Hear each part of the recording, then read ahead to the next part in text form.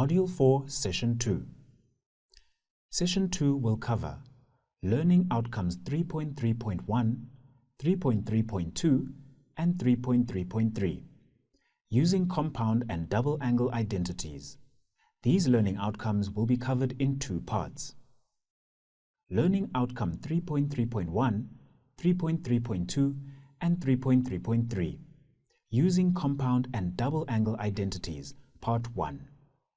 Now we move on to the new work in trigonometry for this level. A compound angle is an angle that is written as a sum or difference of two other angles. Of course, any angle can be written in this way, but the important thing is to recognize when it is useful to do so and to apply the identities. Here are the identities. Sine alpha plus beta equals sine alpha multiplied by cos beta plus cos alpha multiplied by sine beta. Sine alpha minus beta equals sine alpha multiplied by cos beta minus cos alpha multiplied by sine beta. Cos alpha plus beta equals cos alpha multiplied by cos beta minus sine alpha multiplied by sine beta. Cos alpha minus beta equals cos alpha multiplied by cos beta plus sine alpha multiplied by sine beta. The compound identities appear as numbers 10 and 11 on the formula sheet. Notice that the form that they are written in here might be slightly confusing for students. Teaching tips. Students often struggle with adding and subtracting like terms in trig and need plenty of practice with this. Students need to recognize these identities and apply them in both directions. Help students remember the signs in the identities like this. Sine starts with S, so the sign stays the same. Cos starts with the letter C and stands for change. The sign in the identity changes. To illustrate that again, sine starts with S, so the sign stays the same.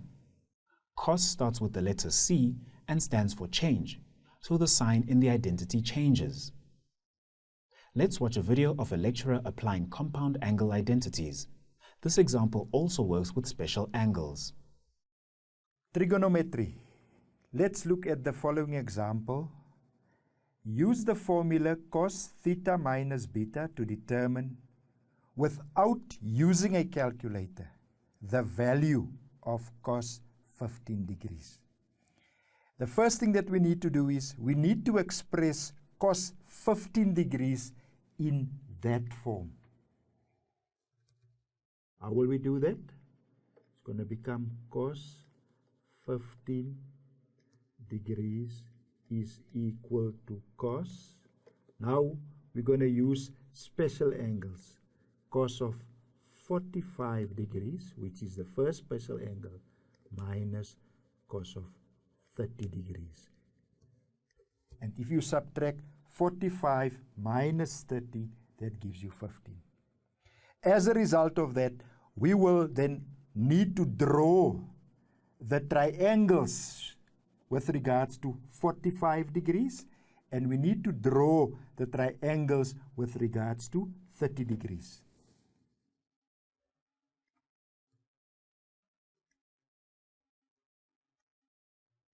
Right angle triangle, 45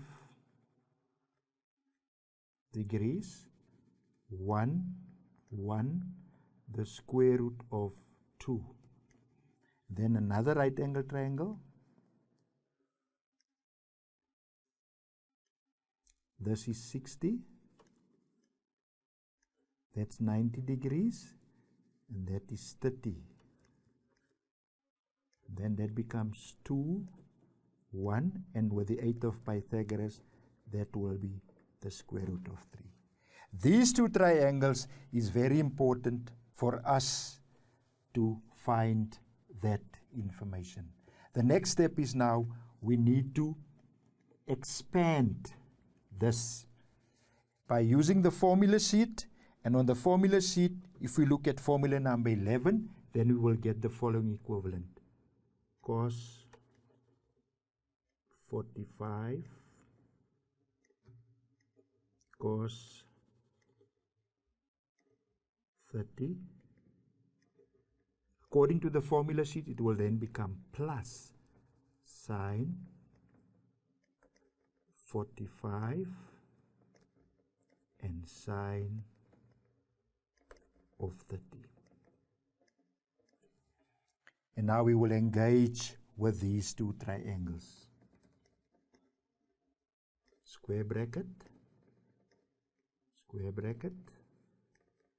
plus square bracket, and square bracket. And now we need to apply the following mnemonic. So, for sine and car for cos, meaning sine is opposite over hypotenuse, cos is adjacent over hypotenuse. Cos of 45, 45 cos adjacent over hypotenuse, 1 over the square root of 2. Cos of 30, adjacent over hypotenuse, the square root of 3 is to 2. Sine of 45, opposite over hypotenuse, 1 over the square root of 2. Sine of 30, opposite over hypotenuse, 1 over 2. Remove the brackets. We will get there square root 3 over 2 square root 2 plus 1 over 2 square root 2. When we simplify this, you will get your 2 square root 2, same denominator, and then you will get square root 3 plus 1. But we cannot stop there, because we must never stop with a third being part of the denominator. That means we need to get rid of that third by rationalizing that denominator. And how will we do that? You multiply by the square root of 2 over the square root of 2. Take note, not 2 times the square root of 2, because the reason is you only want to get rid of that square root. Now you're going to multiply a monomial with a binomial. Square root 2 times square root 3, that equals to square root 6, plus square root 2 times 1, that gives you square root 2, over 2 times square root 2 times square root 2. That means it's 2 times 2, that is equal to 4. Therefore, cos of 15 degrees is equal to square root 6 plus square root 2 over 4. And we haven't used the calculator because we keep the answer in the third form. Work on your own or in pairs for this activity, where you'll be proving trig identities using compound angle identities. In the first question, you will be proving one of the co-function identities. In fact, all of the other co-function identities can be proved in a similar way, using compound angles. Question 2 involves proving a trig identity with tan. A skill that students need to learn is how to recognize and apply different facts and identities in the same question. Think about how you would help your students with these type of questions as you work through them.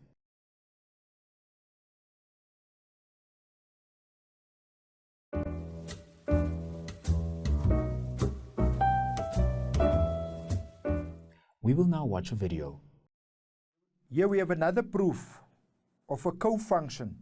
Cos 90 degrees plus alpha is equal to minus sine of alpha. As it is the case with proofs, we will once again start by writing down our left-hand side. Our left-hand side is cos bracket 90 degrees plus alpha is equal to. This is a compound angle, and with the aid of our formula sheet, by looking at formula number 11, we're going to expand that. And when we expand it, it becomes cos of 90 cos of alpha will become minus sine of 90 and sine of alpha. What is very important now you can either go 2 roots, you can punch in cos of 90 and sine of 90, or what I prefer normally is, let's consider this right angle triangle where you have 90 degrees there and you have 90 degrees here, and obviously that will be no degrees. Remember, in reality it doesn't exist, but it's just the easy way of remembering it. Then this is an isosceles triangle, 1 there, 1 there, and 0 there. And then obviously sine and cos, again our mnemonic. So this is the tools that we will use in order to answer the question now. Then obviously from this, cos is adjacent of hypotenuse. When you look at cos of 90, adjacent, obviously that immediately tells you you're going to get 0 there, times cos alpha minus sine of 90. Sine is opposite over hypotenuse. You will have 1 there, sine of alpha, and you can clearly see you will get minus sine of alpha. Therefore, left-hand side is equal to right-hand side. We're having a problem here that relates to a proof. Tan alpha plus beta is equal to tan alpha plus tan beta over 1 minus tan alpha times tan beta. What is very important, whenever we do a proof, we need to prove that the left-hand side must be exactly equal to the right-hand side. So the very first thing that we're going to write down here will be left-hand side. And then what do we have on the left-hand side? We have tan alpha plus beta. If you look at the formula sheet, then you will see that according to formula number 5, the quotient identity for tan is sine divided by cos. Now, why do I do that? Because whenever you do a proof, as you move towards proving the proof, it's always to look at the right-hand side.